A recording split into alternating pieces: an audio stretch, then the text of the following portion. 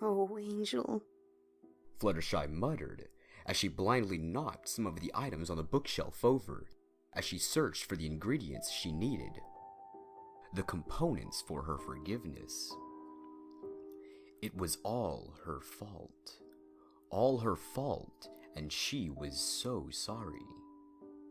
She really was. It had just came on so suddenly. This flash of red-hot anger. And the next thing she knew, Angel was lying on the floor, prone, and it was all her fault. Part of her wanted to blame the weather, or the time of year, or the fact that she had been up since 5 tending to her animal friends, many of whom had come down with the whisker flu at just the absolute worst possible time. But stress was no excuse for her behavior. She was a bad pony.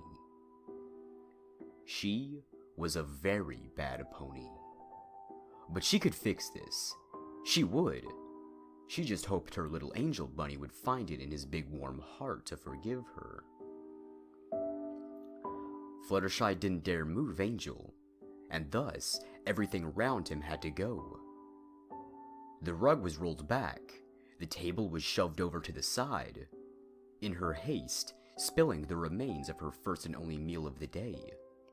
None of that mattered, of course. Not now. Not with her friend, hurt like this. I'm so sorry, Angel. Fluttershy gasped in half a sob, even as she frittered around the room like a mad butterfly, shutting the blinds. It was good that he had rolled off the carpet. It would be much harder to get everything back where it belonged if she had to deal with the roughly woven fabric alongside everything else. That was for sure. Setting the ingredients down, she couldn't help but stop and carefully pet Angel. Even if the feeling of the jagged pieces of bone poking through his pelt caused her vision to blur with unspent tears. She could hardly cry now. She needed to fix this. She would fix this. Fluttershy carefully measured out the appropriate amounts of each into a mixing bowl. Cinnamon for zest and energy and bite. A few shards of ruby she had squirreled away from Spike. She had felt bad about that too, but she needed them for this. Maybe if she wasn't such a bad pony, but she was, and her animal friends deserved so much better. Rubies symbolized blood and gave her focus, and she knew of no better stone to use. The rubies were followed by yew leaves. Not too many. She had to be careful. She didn't want what had happened last time to happen again. And then a sprinkling of ashes, followed by a generous amount of fear-driven, guilt-driven grinding, reducing everything to a fine red flaked powder. She set it aside and picked up the chalk in her mouth and carefully drew out the lines. First a square, then a circle, then a star to connect the points. It wasn't perfect, and it made Fluttershy cringe inside. Angel Bunny deserved better. Still, she didn't want to wait long. He didn't deserve that either.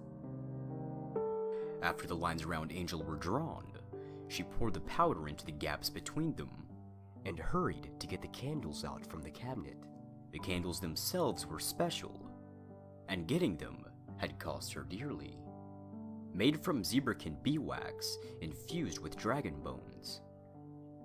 Her beseeching chant was cut off as she moaned. The candles were not as tall as she remembered. They were short, with a pool of lost wax around their bases, like stalagmites in a cave. They seemed almost sad, perhaps disappointed in her, having been brought out so many times. So many times, for the very same purpose. It was her fault that they were barely stubs, but they'd have to do. They were hardly the sort of thing you could buy at the store, and she could hardly ask Twilight for help. It would break their hearts if they knew how bad of a pony Fluttershy was. And she couldn't bear to do that to them. Her gaze fell briefly on Angel Bunny, and she bit back yet another sob. At least, that's what she told herself. The knife was extremely sharp, and it was foal's play to make the appropriate cuts, where no other ponies could see them, of course. Then, it was a drop here, a drop there, a sprinkling of the red life-giving substance, sharp and vibrant against the snow white of Angel's fur. Not unlike his own blood slowly drying in a pool around his broken body. She was ready. She forced herself to close her eyes and focus.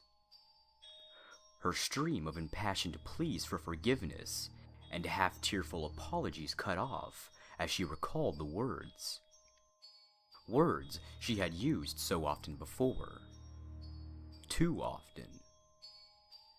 There was an energy in the room, like a summer storm, but colder, filled with life, yet not.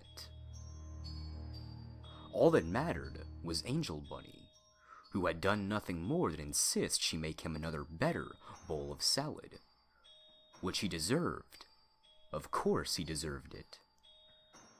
Never mind he had been bothering her all day, getting in her way, getting under hoof, pulling on her hair, her tail, and other less polite areas, even as she tried to stop any of her friends from succumbing.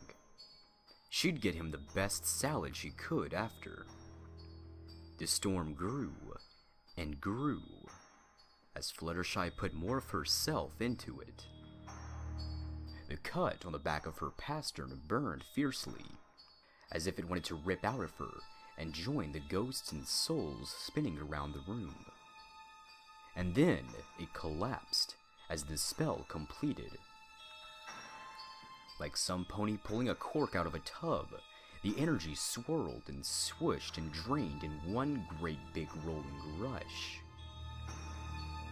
Fluttershy sat there, quivering, not daring to open her eyes, not daring to look. For fear. Fear ruled her and demanded her obedience. Yet her ears strained, yet listening, hoping, needing. There was a cough, faint and watery. A cough. Oh, Angel. Fluttershy cried, scattering the tools of the ritual aside as she darted into the middle of the tripartite circle, dispensing its energies. Oh, Angel. I'm sorry. I'm so sorry.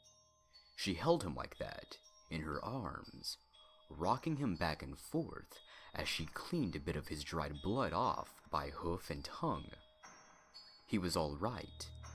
He was all right again. He had come back to her, like all her friends did. Fluttershy couldn't bear the thought of letting her friends go, so she never did.